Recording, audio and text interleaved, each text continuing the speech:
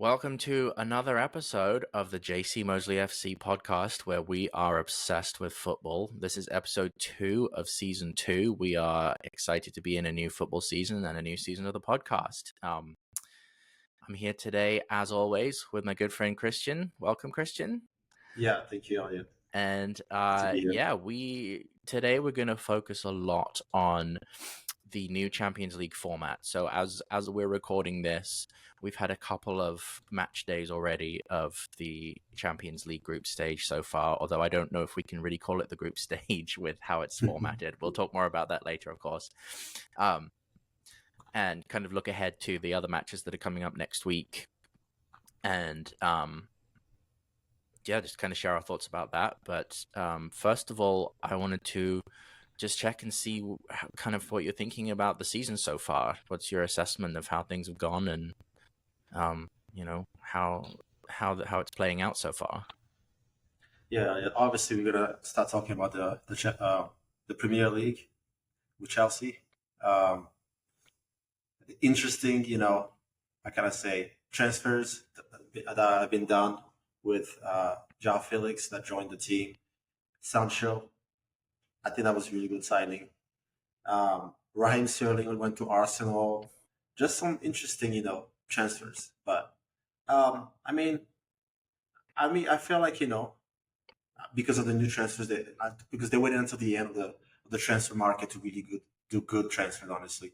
So I think that because of that, I'm feeling a little bit more confident. I don't think it's going to be as bad as last season. At least I hope not. But you never know with everything going on. And then obviously, Mbappe played his first couple of games with the Real Madrid. He played in the Champions League, of course, La Liga as well. So there's a lot of good stuff going on, but it's too early in the season to really, assess anything really. Yeah, no, I agree. I think it is still early enough that we can't really make too many judgments. But I think certainly going back to the Premier League, I mean, Man City looked like Haaland looks like he's just going to keep scoring as usual. The Real Madrid with Mbappe, yeah, like you said, they're going to be the ones to watch. I think it's like we have a new era of the Galacticos now. But yeah, I think it's been a good season so far. I think it's always kind of fun coming out of that first international break. You kind of get a little taste of what the regular season is going to be, and then you have the break from the international matches and you're kind of deprived of it for a little bit, and then once it gets started up again, like the excitement level rises, I think. We will why don't we go ahead and we'll just jump right in. We'll start talking about the Champions League and we'll go from there.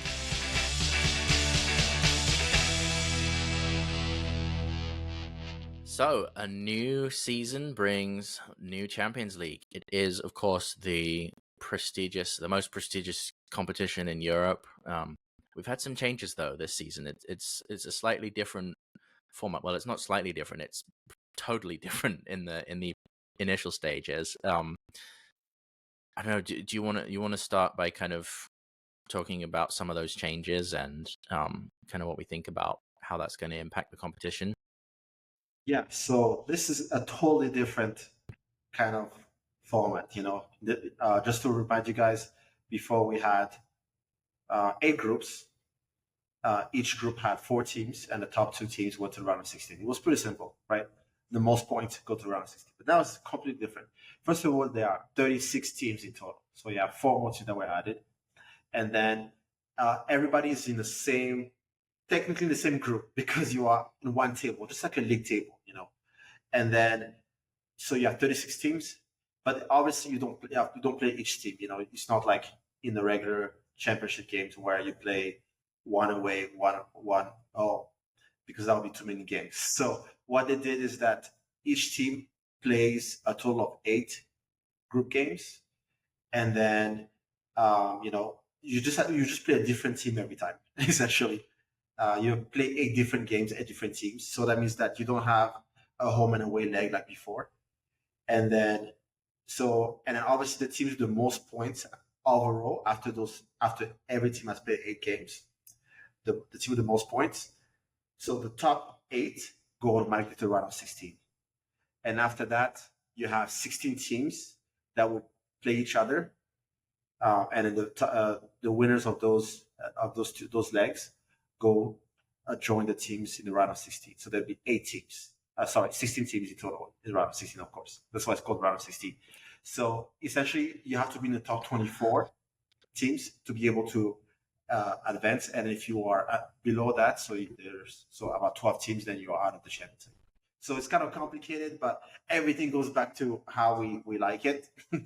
Back to the round of 16.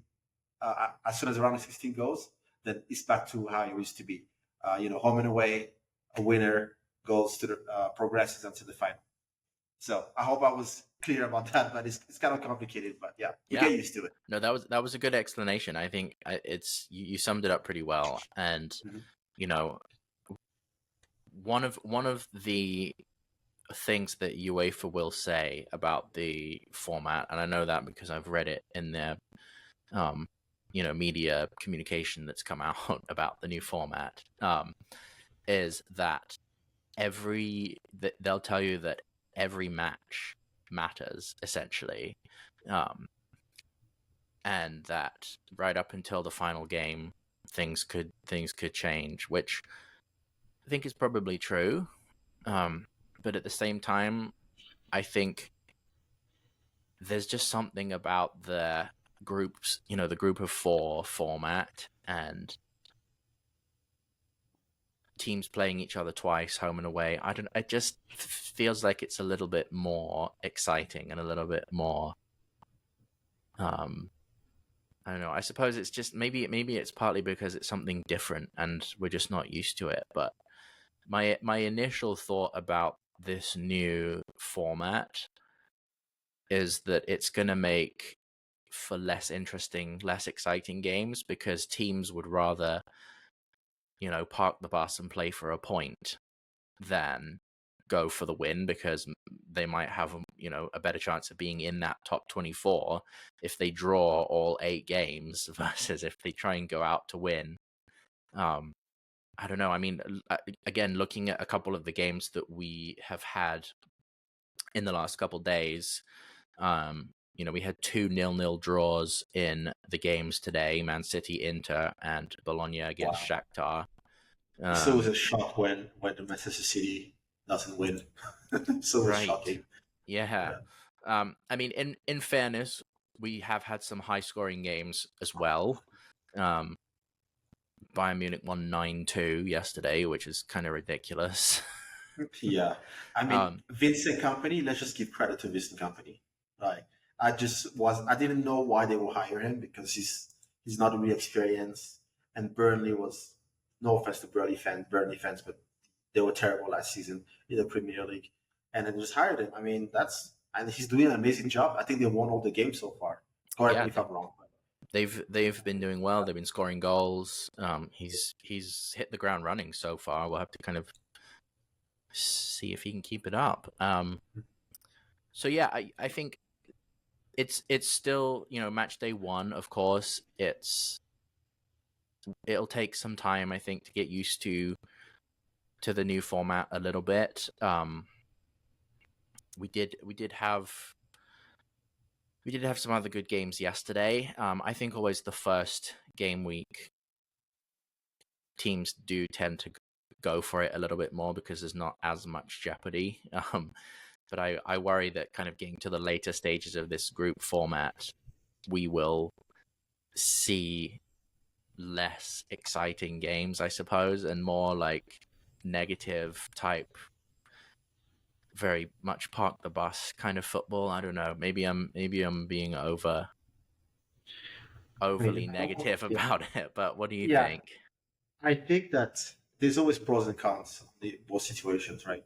I mean, I can understand what you mean, but also you have to remember whenever teams were playing home against the biggest teams, like Bayern Munich against Shakhtar Donetsk, for example, and they were playing at away, they would park the bus because they would they don't want to concede too many goals because of the goal difference, for example, right? So that's kind of the same thing. I mean, I believe that teams will want to grab as many points as possible because now um, you are playing against technically 36 teams. So you're not just competing against the teams that you're playing against. You're competing against the whole table. So you just have to be better than 20, no, 12 more teams. Just have to be better than them to be able to have a chance to go to the next round.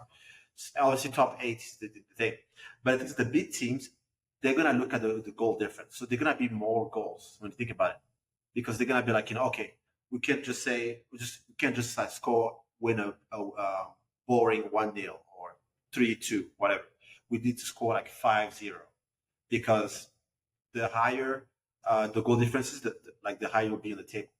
Because let's say if you win all your games and then the other team also win all the games, but they score more goals than you, then they'll be higher on the table. So, I mean, as I was mentioning, team, there's like a pro and con and everything, but I'm kind of seeing. I feel like we just have to get used to the new format, and then like maybe in 10 years from now, we won't really know the difference, and we'll just be okay. And I love it as much as we've always loved the previous format. Yeah, I think one thing I will say that I do like about the new format is it does give teams a chance to play more teams from around Europe. I mean, the fact that it's 8 different teams that they'll be playing throughout the group stage rather than the same 3 other teams twice. I think there's going to be some kind of games that will be a bit more interesting. I think one of the things too that UEFA have said, I suppose, is that it will give us more of those kind of matchups of the bigger, Bayern, Juventus, Real Madrid, Arsenal, Man Sure. City, whoever. Like the bigger teams in the competition will play each other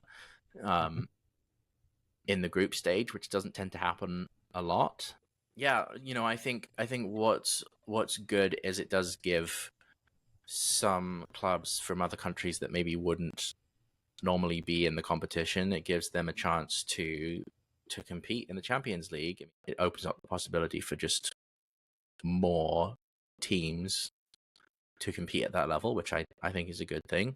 Yeah, I think we both kind of felt this. We were texting about it earlier that it's kind of hard to know which game to watch or how to watch the new format, because there's a lot more games happening at the same time than there was previously.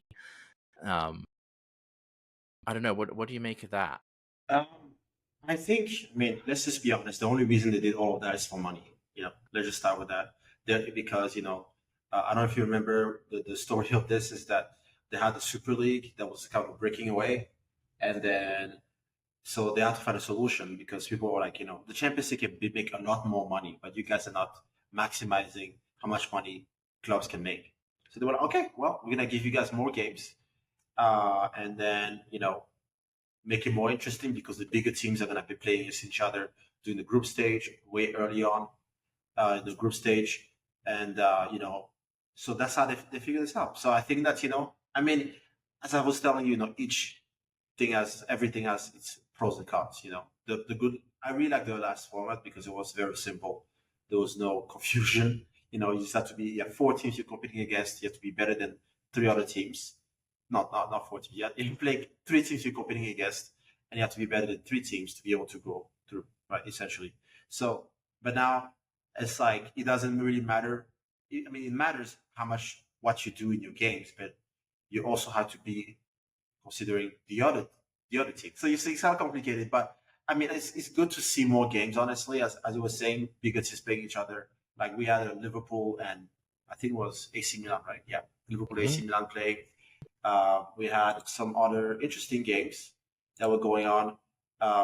Let's not forget to mention Aston Villa, that is very good in the Champions League right now. And obviously, we had Manchester City against Inter, even though it didn't really deliver. So, I mean, it's the Champions League. I feel like no matter what, we're always gonna love it. We're always gonna watch it. We're always gonna be excited. But it's just it's weird right now. I don't know about you. I was on my TV yesterday watching the games, and I was like, "What game am I gonna watch?" There's so many going on, but it's just beautiful. No matter what, it's a beautiful game, the game that we've loved since we were born, essentially. So I'm always gonna be excited to watch the Champions League no matter what.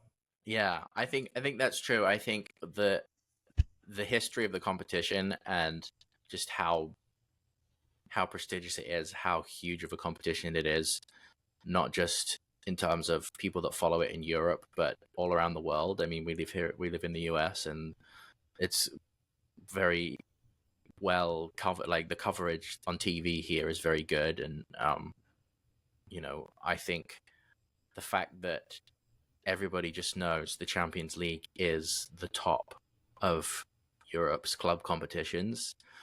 People are still going to watch. People are still going to take interest because you do have those bigger teams that will be in the competition. There's always going to be an audience to watch the Champions League, and we can say they did it for money, which they did. Let's not Yeah. pretend that's not the reason, but it's more football. I don't know why we can complain too much about that, but saying that does bring up something that has been mentioned as a criticism of this new format is more games for the players. This is a conversation that's kind of been on the horizon anyway in football, of the amount of matches that players have to play in a season, especially at the top level of European football. I think I read something about Julian Alvarez, and maybe it was a couple of seasons ago, played something like 70 games in all competitions Yeah. a couple of seasons ago between Manchester City and the Argentina national team. We kind of saw it a little bit too this summer with, the Euros and Copa America, and just the amount of players that had 2 or 3 weeks after those competitions ended before the new season started again. There is a real worry about player well-being in terms of just the amount of matches that they'll be playing and having more added to the schedule. There's definitely some criticism about that, I guess. Yeah, absolutely. So, I feel like it's becoming like the NBA, because I know the regular season in the NBA you have 82 games, but it's obviously two different sports. Because first of all, they sub all the time. They have a smaller court, way smaller than the football field. So I think that obviously as fans, we love more games. We love more football. But I totally understand as a soccer player, a football player, it would be very difficult to go through. I mean, I can't really relate to that because I'm not a professional, but I know that 90 minutes is hard. It's not easy to just run and you just play throughout the season. It's very difficult. So I think that maybe Chelsea is doing the right thing by having like 100 players in the squad. I think this is what the future of football is going to be like, honestly, at this point, because there'll be more games. So I think they're just going to have to make the squad bigger, and the top players just have to be okay sitting on the bench more, or maybe skipping some games. There just have to be more regulations on. But I really believe that they have to do something about it, because that's too many. That's too much. I know they are paid millions, and if I were a sport player, I would not complain if I made $20 million a year playing the sport I love.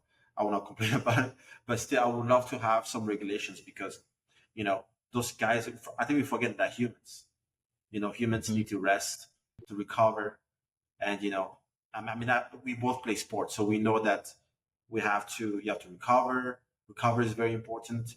And then if you have like back to back games, you're just not going to be as good, I feel like we're a little bit harsh on the players too, because we expect them to be good in every single game. So if they're like good for 4 games and 1 game they're off, like, it's the end of the world, especially really great players like Mbappe, Haaland, all those players. And if you notice that Haaland doesn't score a hat trick in 5 games, and people are like, "Oh my God, he's getting terrible." I'm like, what? The guy's a machine. You know what I mean? Yeah. So, just to answer your question, I think that there need to be regulations. If it's like increasing the squad, allowing maybe more subs. I think that's what they've done, actually, from 3 subs to 5 subs, and you also can do more subs after extra time. so that's a good thing to do. But for international tournaments, they can probably add maybe 10 more players. I don't know. They just have to figure something out because this is not healthy for the players at all. Yeah, I think one of the concerns that, I mean, we'll kind of come back to our club, Chelsea.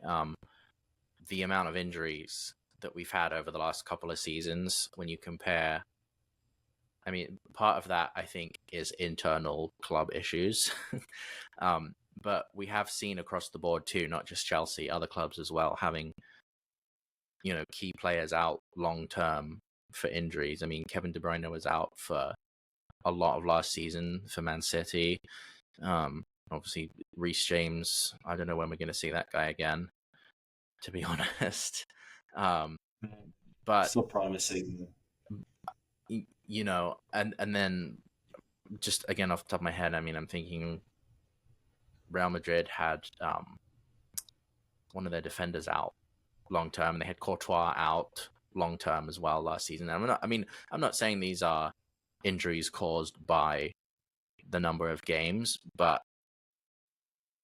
the players they just have so many games to prepare for and not much recovery time in between if they're playing 2 or 3 games a week. Yeah, I don't know. I think if certainly as a fan, I'm happy to get more games and more things to watch. But you're right, we do forget that they are, they're humans. They're not machines. Apart from Holland, maybe he might be a machine, but yeah, this guy's crazy. It's not really a surprise that it feels like we're seeing an uptick in the number of injuries, but that's something that they'll have to address, I suppose. And I could certainly see a situation in a couple of years in the future of, well, if they don't change something about it, then the players' union will try and force their hand a little bit and try and force them to make changes to the schedule, because it's really not the most sustainable, I suppose, for these athletes. I mean, I know they're top level athletes, they're making a lot of money. Those are all valid points, but yeah, it's playing 2 or 3 games a week for 9 months out of the year is a lot.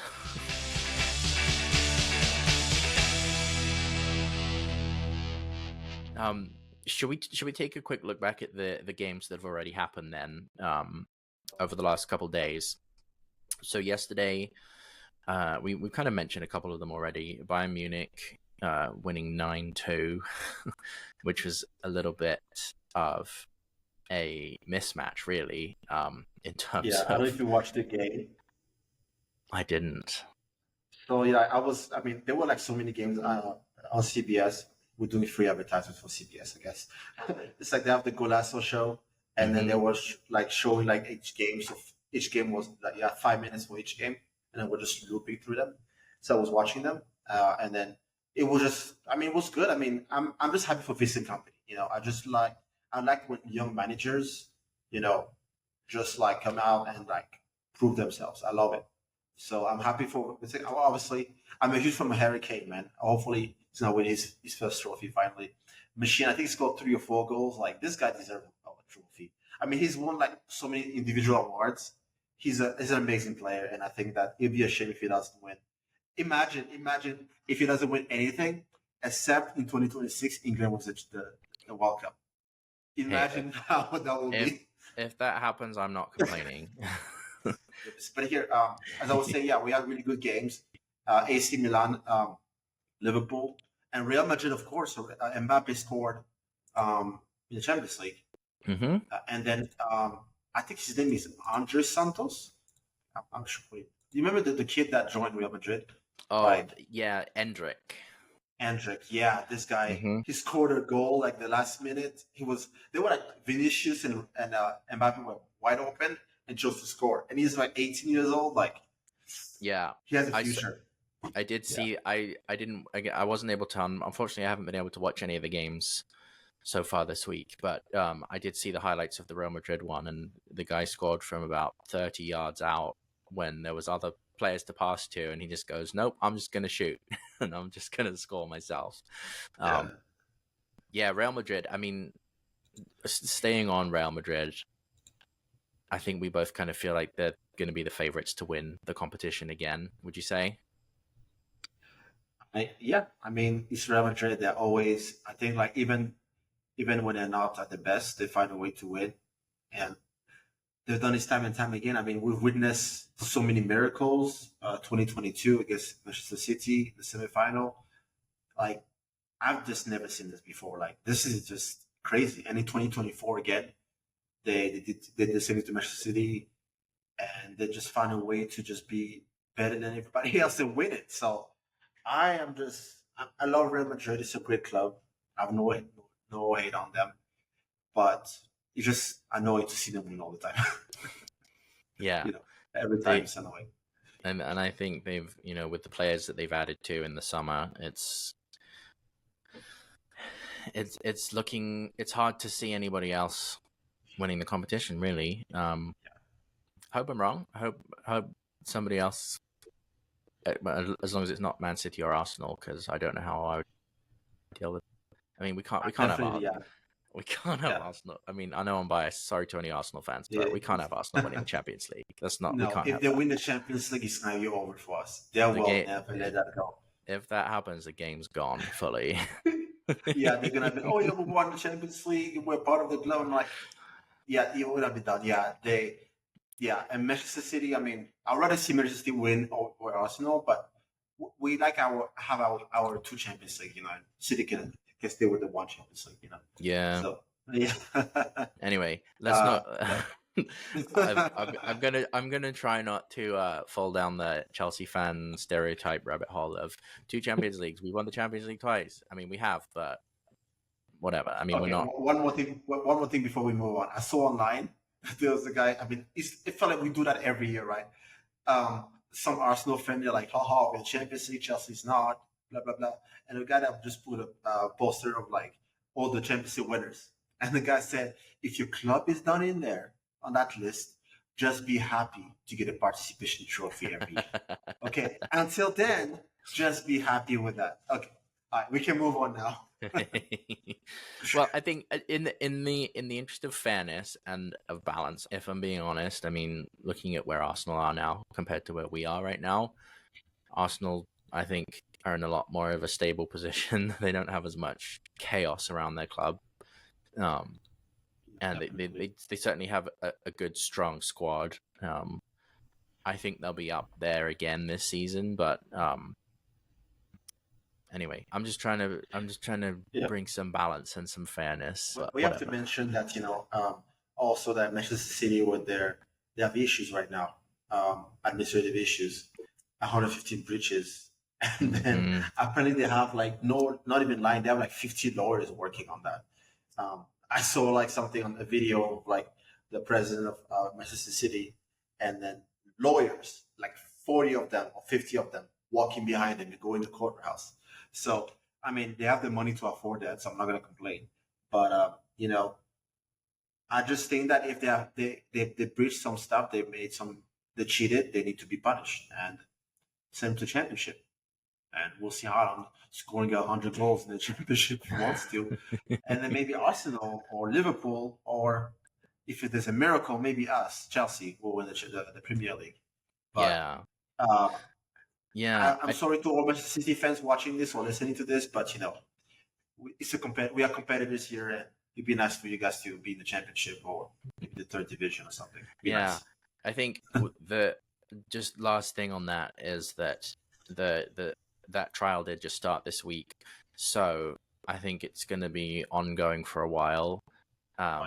Let's come back and we'll talk more about it in a future episode when more has been revealed, I suppose, as time goes on. You did mention Liverpool beating AC Milan. It was, again, I wasn't really able to watch the game, but looked like a pretty good performance from them. Milan I never know about because they have such a good history, and they've got a lot of Champions League pedigree in a sense. I mean, well, they've won it 5 times, 6 times, 7 times. 7 times. There you go. Yeah. But and I think they still have a great team, but they're just a little bit unpredictable, I suppose. Yeah. It's just so sad to see how the great Milan has fallen. I mean, unless you were born in like 2000 something, like you probably remember how great AC Milan was. They were a great team. They were a legendary team. Every time Milan was playing was amazing to watch them play. And then also they won the Champions League 7 times. But you have to remember, for the longest time they were behind Real Madrid just by two, because Real Madrid didn't win the 10th Champions League until 2014. So so they were 9-7. So they were like really close to Real Madrid, And now Real Madrid has doubled the Champions League, which is crazy. You think about it. Wow, 7 Champions League in wow, this is 5 Champions League. I mean, in what 10 years? This is In crazy, 10 man. years. Yeah. That's insane. But yeah, Yeah. so when you think about it, it's the great Milan, or AC Milan. You have to put some respect behind that name, no matter how terrible they can be like right now. This AC Milan. So, but I just don't see them really winning the Champions League anytime soon. Hope they prove me wrong, but I really don't see it with the squad they have. But they are back in the Champions League. We have to remember they had not played the Champions League in almost a decade, I think, like 2012 to 2022, something like that. Almost a decade I haven't been in the Champions League. Oh, I don't know if you noticed that, Elliot. I don't think I did. No. Yeah, they were really struggling for a while. They were maybe go to Europa League. Sometimes they were missing all European competition altogether. So they're really like I mean, obviously they're not back to where they used to be, but they made a lot of progress. And I think this is what really matters at this point. But yeah, AC Milan is a great team. Yeah, and then again, just kind of circling back to Liverpool with a new coach, Klopp's gone. Still a little bit kind of unpredictable there, but it's been a decent start for them so far. Juventus also played yesterday. They beat PSV 3-1. Juventus is another one, I think, kind of similar to AC Milan, that obviously they've had their serious issues in the last decade or so of being relegated and coming back up again. It used to be, I think, they used to be one of the teams that you'd go, they'll be semi-finalists at least in the Champions League. But now you look at them and it's like, I don't know that they'll get that far. I don't know. It's hard to say. Yeah, and then this is the beauty of the beautiful game, is that unless you're Real Madrid, nobody really knows how far you will go. I mean, now you have to put Manchester City in the match now. Yeah, we know they're gonna probably be semi-finalists or quarterfinalists at the very least this every season. But yeah, I think that Juventus is a great team too. They won the Serie A like 6 times in a row or something like that. Probably more than that, but they were just dominating Italy, and they're very unlucky in the Champions League because they played Barcelona in 2015, the great Barcelona with the MSN, and then 2017 they lost to the great Real Madrid that nobody could beat. Ronaldo, prime, top level with all those other players. So I think they were just unlucky to be playing against really great teams when they went that far. But I feel like it's a new cycle now, and it's a new format. So teams should really try to take advantage of it and come back. The great teams. I mean, that's what we watch Champions League for. We love to see the great teams play. So I think that AC Milan, they have a really good. I mean, not AC Milan, Juventus. They can come back. They can be an underdog and beat those Real Madrid and Manchester City, which to me are the favorites, to be honest.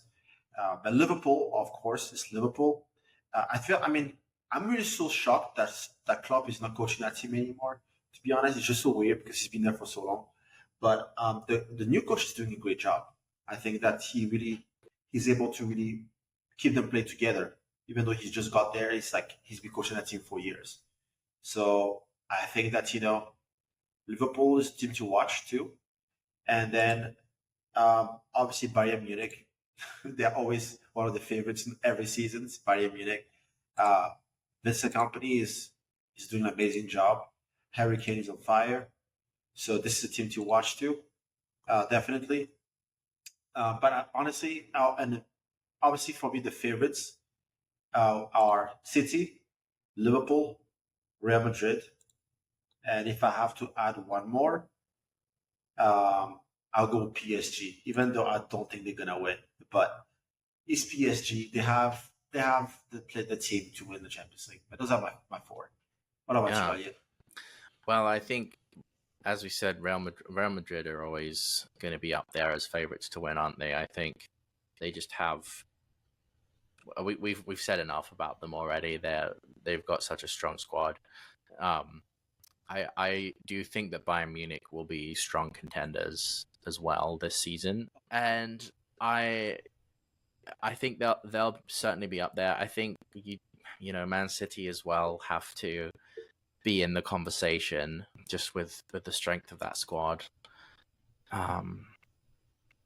Inter Milan, I suppose, is one too that they've had some success in the last few seasons in the Champions League. They've gone far. They got to the final a couple of years ago.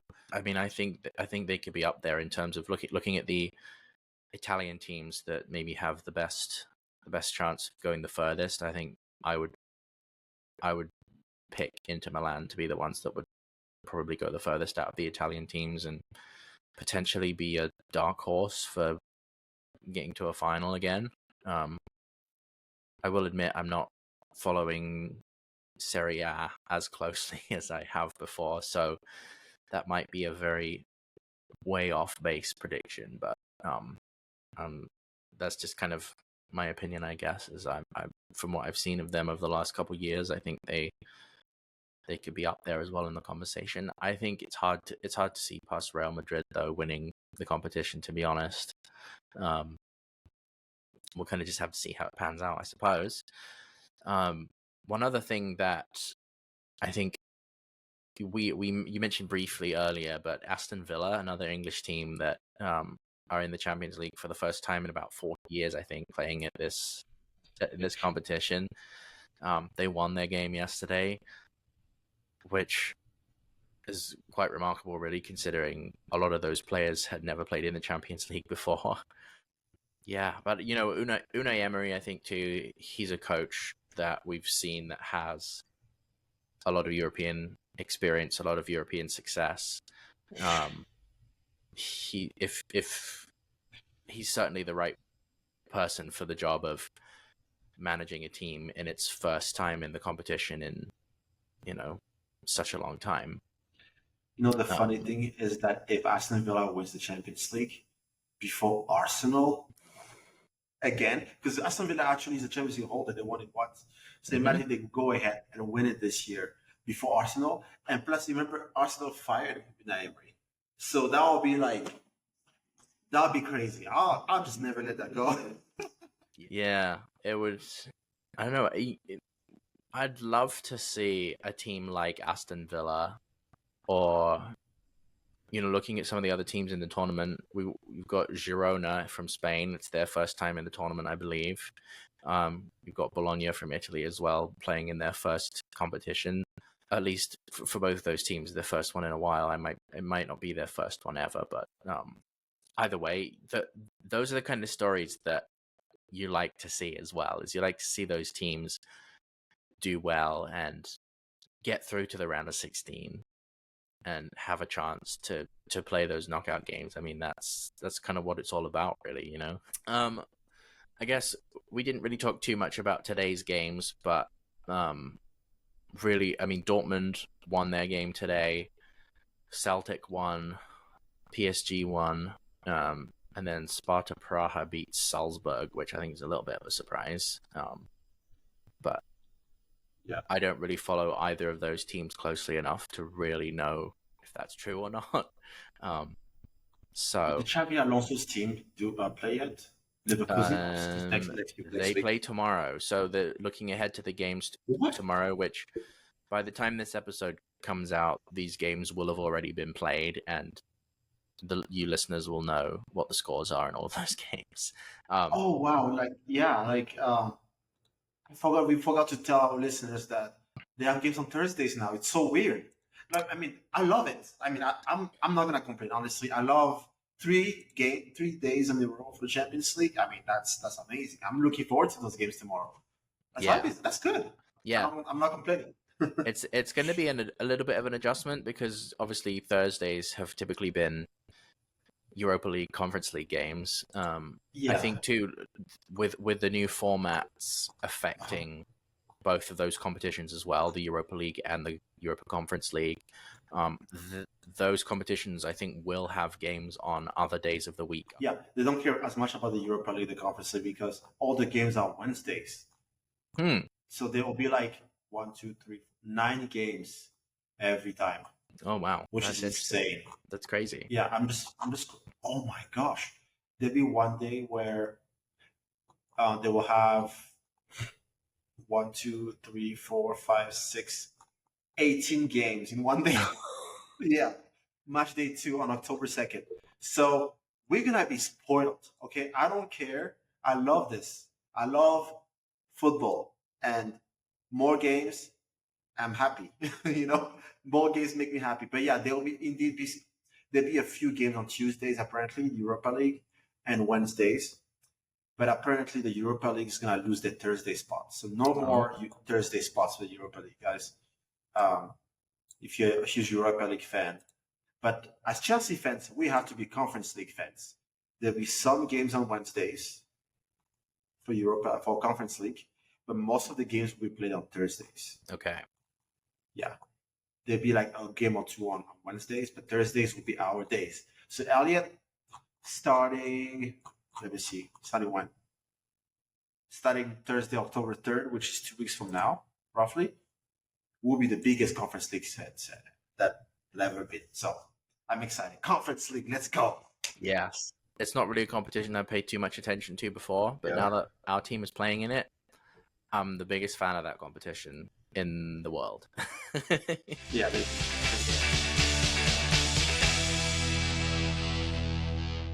Yeah, so let's mention the Europa League and the Conference League briefly.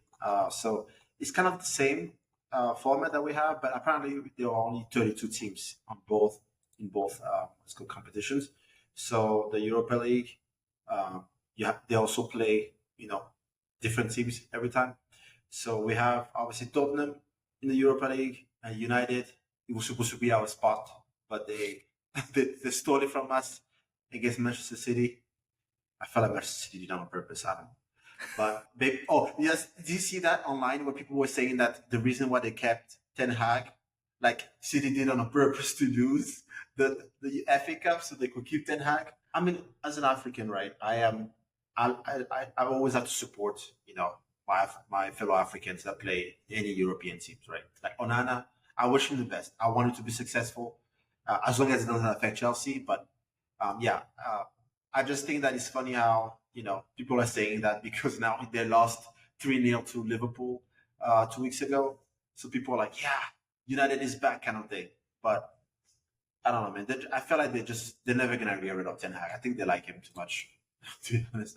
But anyways, I'm getting sidetracked here. So yeah, we're gonna have teams play in the Europa League, and as I was mentioning earlier, Wednesdays are gonna be Europa League days. So forget about your Thursdays, and there will be some games on Tuesdays, of course.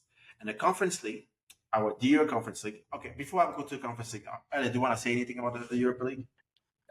Yeah, I mean, it just, again, I think the one thing that I believe is different this year with the change in all the formats is, previously the team that finished in third place in the Champions League group would drop down to the Europa League. I don't believe, I might be wrong, but I don't believe that happens with the new format, or that any of those 16 teams from 9th to 24th place in the table of the Champions League. I don't think any, like the losers of those 2-leg ties will not go into the Europa League. They'll just be out altogether, which is a change. Which is good. I think it's really good for the competition, because I think it was kind of unfair, because now they can just focus on, okay, we have 32 teams. We just have to beat 31 teams to be able to win. They can only focus on that. They don't have to worry about Barcelona or Real Madrid somehow falling down, Yeah. So I think it's the greatest Conference League ever, because Chelsea is playing this year, and we better win this tournament because it will be embarrassing. However, do you notice that Cole Palmer is not on the list? He's not going to play the group stage of the Conference League. I think, which is a good thing. I mean, it's kind of cocky from us, because if we lose if we somehow crash out, it will look really bad on us. Yeah, I think that I feel like that maybe comes back to what we were talking about a little bit earlier with just the amount of games that players have to play. You know, if you're a player, you probably do want to play every game. I would, if it was me, you know, I would not want to be sitting on the bench at all. But the reality is, just with the amount of games, you know, somebody's going to be missing out every time. You know, that's just kind of the way it is. And I think to protect those players that we've left out of the squad, to keep them fit, especially Cole Palmer, is probably a good thing. You're right, though. It could really backfire if we're not playing well, we're not doing well in these games. We need a bit of creativity from the bench, and you know, our best, most creative player is not even in the squad. I don't know. It's. I think since UEFA added the Conference League, again, you know, as we were saying before, it's more football, more money for them and for clubs, essentially. But at the same time, it is nice that you do have other teams and other nations that will get represented in European competitions. I love that idea, honestly. I think it does. You know, there's always going to be the argument of, well, more games is more workload on the players, as we talked about earlier. But at the same time, having more opportunities for more teams to play in European competition, that's the best of the best in Europe, you know, is the UEFA competitions. So yeah, absolutely. Yeah. And then I was wrong because there's 36 teams in each the Conference League and the Europa League. So I apologize for that. So there are 36 teams all across, which is huge when you think about it. And good. And then apparently, I don't know if you heard, we play mostly against Wi-Fi passwords. Apparently, no offense to anybody, but this is what people are saying. Names that I can't, like Noah. People have been making fun of. I mean, I don't know. I'm a lot on social media, so I see a lot of people like making fun of Chelsea, and I'm like, I just laugh at it because it's funny. And they say that, you know, Noah, gonna play against Noah, and then people are saying that what is, like, there's some names that are like, oh, that's a Wi-Fi password. Kind of stuff. I can't believe some Arsenal fans making fun of us, and I'm like, you guys are playing the Conference League for how long? You guys were playing those teams not too long ago. This is what, the second time they played the Champions League in 10 years? Come on, like, I'm sorry, like, yeah. It's true. I mean, if it was the other way around, we'd be bantering them as well. But yeah, I don't know. Online football fans are very, I don't know. I have a lot of opinions about how crazy people are online about football. It's like people just get so. I mean, you kind of mentioned it earlier, really, too, with when you said about how, you know, Haaland having one bad game and all of a sudden he's ghosting every game and he's not a big game player and all these kind of comments. I mean, it can be a bit toxic sometimes too. Yeah, I think, and the Conference League and the Europa League, I believe, will have a similar format to the Champions League as well, in terms of they won't be having groups of 4 teams like they've had before. It will be a similar kind of larger league table, and top 8 will automatically qualify for the knockouts. The next 16 below will do playoffs for the knockout phase, for the round of 16. Yeah, I think it's going to be a good change in the long run. I think it does take some getting used to. It's a little bit different. People do find it hard to accept change sometimes, I suppose, and to do things differently. But at the end of the day, we're getting more football. Can't complain about that. Yeah, 3 days in a row or Champions League. This is insane. I love it. So it's good. Again, there's going to be pros and cons, like you said. There's pros and cons to every way of doing it, but I think it's going to be really interesting to kind of see how the season pans out and to see how it goes in those European competitions. I am glad that our team's back playing European competition, even though it's the Conference League. That's okay.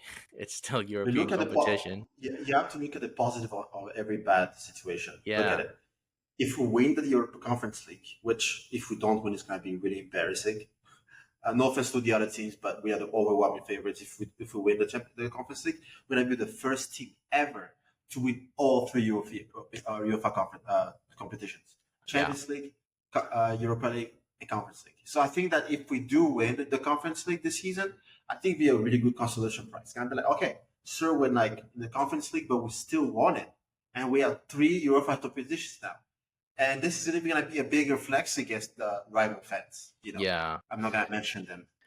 They know, You they know know, themselves.